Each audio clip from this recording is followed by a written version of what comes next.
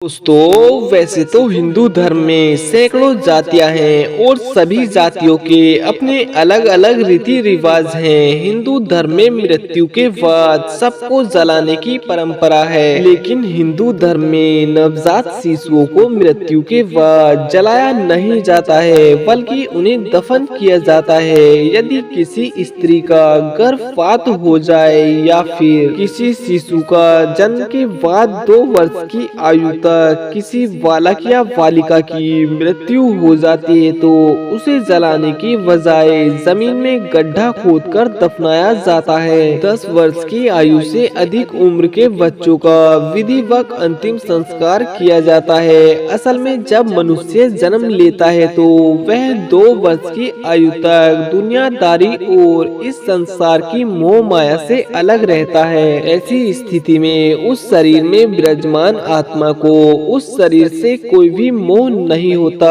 ऐसे में अगर कोई 2 वर्ष की उम्र से कम वाला मनुष्य मृत्यु को प्राप्त हो जाता है तो वह आसानी से उस शरीर का त्याग कर देता है, उस शरीर में प्रवेश करने की कोशिश नहीं करता है। हिंदू धर्म में प्रचलित पौराणिक कथाओं के अनुसार अंतिम संस्कार वास्तव में शरीर से अलग होने का एक रूप है। इसमें जब शरीर को जला दिया जाता है तो व्यक्ति को आत्मा से कोई लगाव नहीं होता है। यह शरीर को आसानी से छोड़ देती है और आत्मा आध्यात्मिक दुनिया की ओर चली जाती है, उसे मोक्ष प्राप्त हो जाता है। और दोस्तों, यही कारण है कि हिंदू धर्म में नवजात शिशुओं और संतों साथ ही पवित्र पुरुषों की मृत्यु होने के बाद उन्हें दफनाया जाता है। हिंदू धर्म में एक लोक किंवदंती है, जब भी किसी बच्चे की मौत हो जाती है तो उस बच्चे के शव को 8 घंटे तक रखा जाता है और बच्चे को जलाया नहीं जाता है, बल्कि उस बच्चे के शव को जमीन में गड्ढा खोदकर दफनाया जाता है।